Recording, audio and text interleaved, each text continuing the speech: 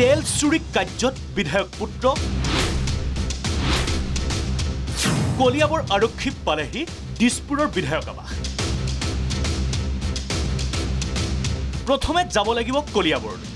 কলিয়াবৰৰ মহকুমা আৰক্ষী বিষয়া ৰূপজ্যোতি দত্তৰ নেতৃত্বত চলা অভিযানত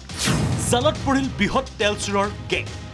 5 জন তেল চুৰক গ্ৰেপ্তাৰ কলিয়াবৰ আৰক্ষী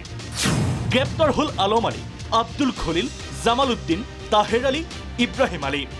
তেল চুৰি চক্ৰটোৱে ব্যৱহাৰ কৰা AS12 AA 2648 নম্বৰৰ সুইফট AS12 AE 8977 নম্বৰৰ কিয়া বাহন জব্দ কৰে আৰক্ষীয়ে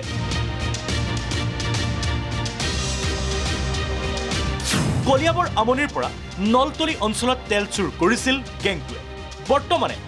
উলুৱনি আৰক্ষী নিবেশত ধৃত 5 তেল চুৰক জেৰা চলাইছে আৰক্ষীয়ে জেৰা চলাওঁতে ওলাইছে উৰহিৰুৰ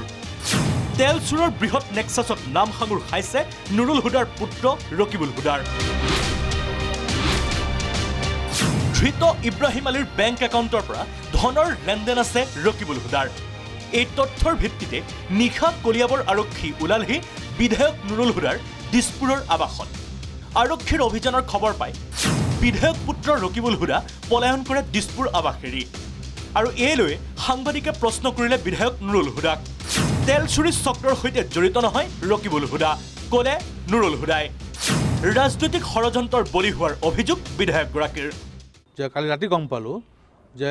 মোৰ ল'ৰা ৰকিবুল হুদাৰ এগেইনষ্টত কিবা FIR হৈছে বুলি ইব্ৰাহিম আলী বুলি ল'ৰা এটা আমনিৰ মোৰ ল'ৰা ৰকিবুলৰ পৰা 80,000 টকা ধাৰলৈ নিছিলে 50,000 টকা অনলাইন পেমেণ্ট কৰি দিলে তাক সেইজন বোলে তেল চুৰিৰ লগত জড়িত হৈ এৰেষ্ট হৈছে খুচুৰি চাইছে একাউণ্ট চোৱাৰ পিছত মানে তাৰ একাউণ্টৰ পৰা 50,000 টকা মোৰ ল'ৰা একাউণ্টত অহা তথ্য পালে আৰু তাতে এটা পাক লগালে কিন্তু মই এইটোৱে ক'ব বিচাৰিছোঁ বা আইনক বাধা নিদিওঁ ৰাজনৈতিক উদ্দেশ্যত যাতে কোনো ধৰণৰ ব্যৱস্থা নহয় আৰু মই ন্যায়টো বিচাৰিছোঁ যদি মোৰ ল'ৰা অপৰাধ কৰিছে শাস্তি পাওক যেটা ৰাজনৈতিকভাৱে মেৰপেকত পলাই মোক এটা দুৰ্নাম কৰাৰ কাৰণে এটা হৈছে নেকি মোৰ এটা সন্দেহ যদি সেয়ে হয় প্ৰকৃততে ৰকিবুল হুদা কিদৰে জড়িত আছে এই তেল চুৰি গেঙত বিধায়কৰ আশীষ পুষ্ট হৈ চলাই আছে নেকি তেল চুৰৰ বেহা আৰক্ষীৰ অভিযান অব্যাহত অপেক্ষা আৰক্ষীৰ তদন্তলৈহে কলিয়াবৰৰ পৰা নিপেন কেউট ৰূপহীৰ পৰা গুলজাৰ নগাঁৱৰ পৰা অজিত শইকীয়াৰ সহযোগত দেৱজিৎ নন্দনৰ ৰিপৰ্ট প্ৰাগ নিউজ